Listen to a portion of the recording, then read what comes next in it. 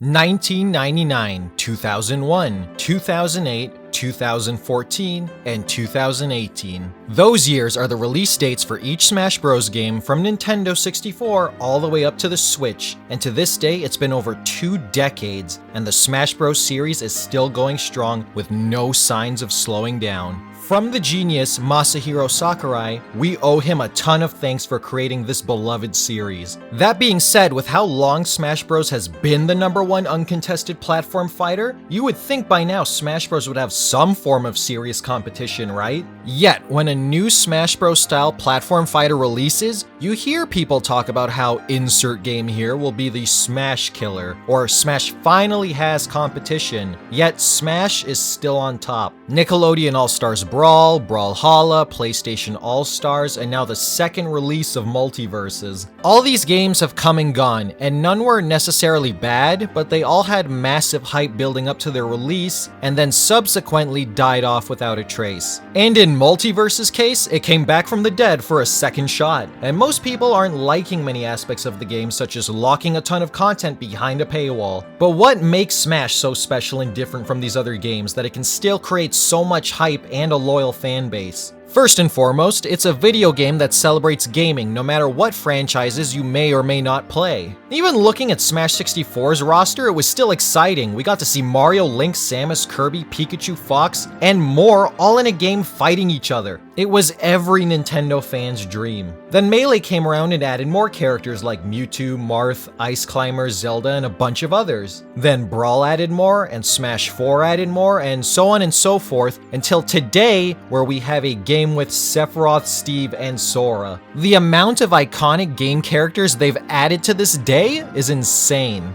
Nickelodeon and Warner Brothers don't have iconic gaming characters. Now before you jump down my throat saying, but Batman and the Avatar characters are popular and iconic, I'm not saying that they aren't. Think about this. Smash Bros. Is a video game series with iconic video game characters. And who likes video game characters? Gamers. Smash already has an ace up their sleeve because the entire roster is catered to gamers from so many beloved series. Mario, Metroid, Fire Emblem, Zelda, Kirby, Persona, Sonic, Donkey Kong, Street Fighter, Mega Man, Splatoon, Pokemon, Final Fantasy, Kingdom Hearts. I am running out of breath right now. Minecraft and Metal Gear Solid, for crying out loud. All these series are loved by gamers. Smash is a video game created specifically to cater to gamers of many games, and the brilliance in that is you're catering to a demographic that plays exactly what you're selling them. Gamers will buy video games, plain and simple. This is a unique aspect to Smash that these games can't replicate. Now let's flip it to Multiverses. You have icons like Batman, Superman, Wonder Woman, Tom and Jerry, Rick, and Shaggy, but none of those characters were born out of video games. What I'm getting at here is, even though Batman is an icon who has been in many video games, a lot of people who know Batman don't play or have no interest in playing video games. Not everyone who loves the Dark Knight movies will transfer over to play Batman in a crossover video game. Ticket sales and comic book sales won't transfer to a video game's popularity. It plays a part, don't get me wrong, and of course there are fans who love video games and also love Batman movies and comics. I'm one of them. But therein lies a big difference. Nickelodeon and Warner Bros. Don't have characters that cater to an already installed fan base within the gaming sphere.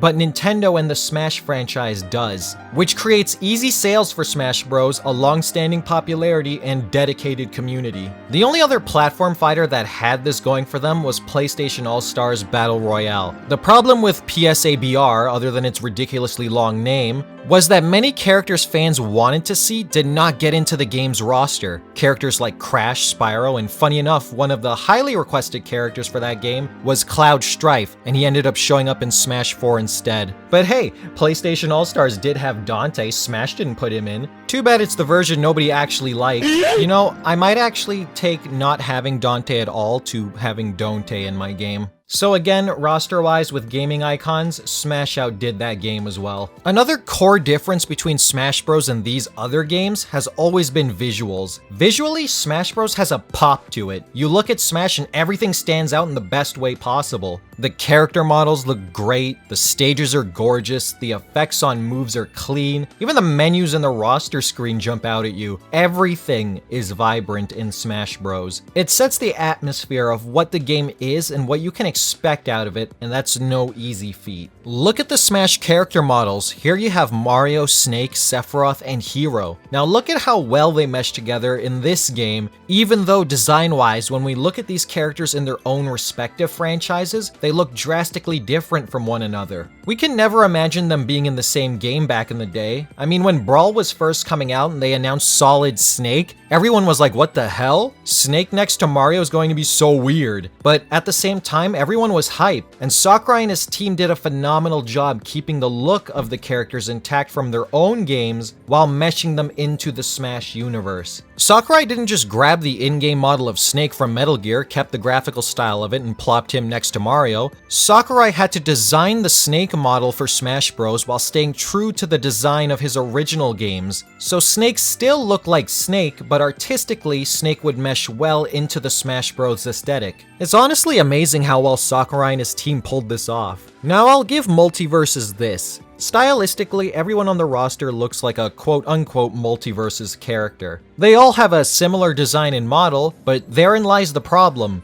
Unlike Smash, they are not keeping any of the original designs intact. And for instance, Tom and Jerry look okay because it seems for the design team they were easier to create into the Multiverses style. They're pretty simple on the surface, so it's probably easier to implement them. Now look at Superman. Does Superman look anything like any of these iterations that are iconic and well known to viewers? The same goes for Wonder Woman or Harley or Arya Stark. And as for Batman, you have the Arkham games. Why didn't you pull the Arkham model as reference since it's already a video game and incorporate it to look like that? But I may have answered my own question. They did not want to or couldn't do that and opted for everyone to look like, again, an original Multiverses character instead of their own original designs. You could make the argument those characters, especially the comic book characters, always have drastically different designs, depending on who's animating them in either comics, games, movies, or television. Here's my counter argument to that though. Purely from a marketing standpoint, the dev team and Warner Bros. Want this game to make money and want people playing it. So why aren't they using existing and iconic designs of iconic characters to sell the game? Why come up with original ones? More people would be in awe at the Arkham Batman design immediately putting together in their heads, hey, that's the Batman I know and love and I want to play as him in this. Instead of just, here's a Batman design for Multiverses. Same goes for Superman. If you made him look like the Superman animated show or Justice League show, or any of his iconic comic portrayals, more people would be hyped because you're showing them a Superman that they hold dear, not just a random Multiverses Superman. Even Fortnite makes use of their iconic designs in order to sell their skins. In Smash, everyone from Mario to Minecraft Steve looks like they were ripped straight from their games, given the Smash overhaul design, but also stay true and look like their original designs. Even Nickelodeon All-Stars gets this right over Multiverses, but they still fall short as well when it comes to the Avatar characters. They look off and not like the show when comparing them to their character models, and for some reason Danny Phantom's model could have been done better as well. Thankfully in the sequel game they did make the character models much better. As for PlayStation All-Stars Battle Royale, they have the opposite problem of the other two games. Their characters look like their iconic designs, except for Dante, and I feel like their models were ripped straight from their respective games. But they also don't have a common design theme. It's honestly a very fine line, and like I mentioned earlier, Sakurai and his team need to be praised for how Smash Bros. Looks. It's crazy how much effort and care were put into making those models connect in the Smash world while keeping their designs intact. In keeping on the visuals, trailers are designed to get the public excited and want to buy your product, so let's compare the visuals of these trailers as well. Ultimate without question has the best trailers. They're not even just character trailers, but they feel like mini stories and events, whether it be in a Nintendo Direct or a reveal at the Game Awards or what used to be E3. Everyone looked forward to a Smash trailer, and it always delivered on the spectacle and music.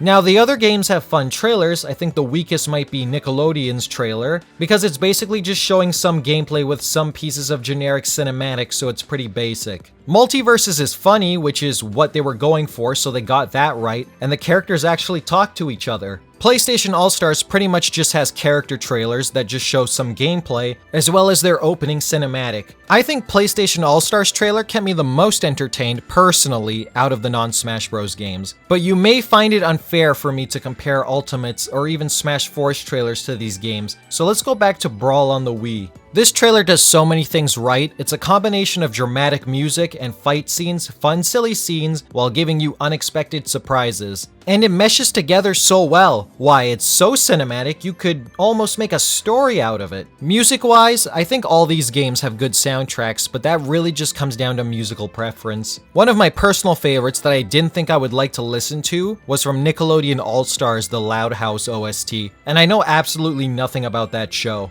As for gameplay, this is going to come down to preference again and what feels good for each individual person, but Smash has always felt fluid to me. The controls don't make anybody feel stiff, and they're easy to learn and pick up, but also have a level of depth when you delve deep into each character. And the speed of each installment felt okay for me. Some were faster, some were slower, but you could adjust to each one after a couple of hours. Multiverse's controls and characters made me feel like I was just playing viable Ganondorfs. The controls felt a bit more stiff than Smash, and moves felt slower but somehow more OP. I've never been the best at explaining this stuff, so bear with me on this one. I'm not a pro Smash player that can talk about all the minutia of how hitboxes and move speeds work. The gameplay will alter from person to person, but that's just my thoughts on the matter. Now, everyone's favorite subject, monetization. Please subscribe, by the way. Smash Bros. And Nickelodeon are leagues better at this than Multiverses. With the relaunch of Multiverses, they have really gotten out of hand with making people pay for stuff. So many of the characters are locked behind a paywall, but you can play normally to get currency to unlock them. The problem with that is you're barely making enough for just one character, so it'll be ages before you unlock everyone. And they're counting on you being impatient. And the best part is you can't even try out a character in training mode before you buy them. So after you scrounge and save, then spend it on one character, if you don't like how that character plays and you regret spending your points on them, well, you're SOL. Smash never used to have paid DLC, but it's just the time period we live in and they have to make money somehow. And with the amount of effort Sakurai puts into Smash and how much he cares about gamers in general, I have no qualms personally supporting that god tier of a man. At least Smash Ultimate gives you a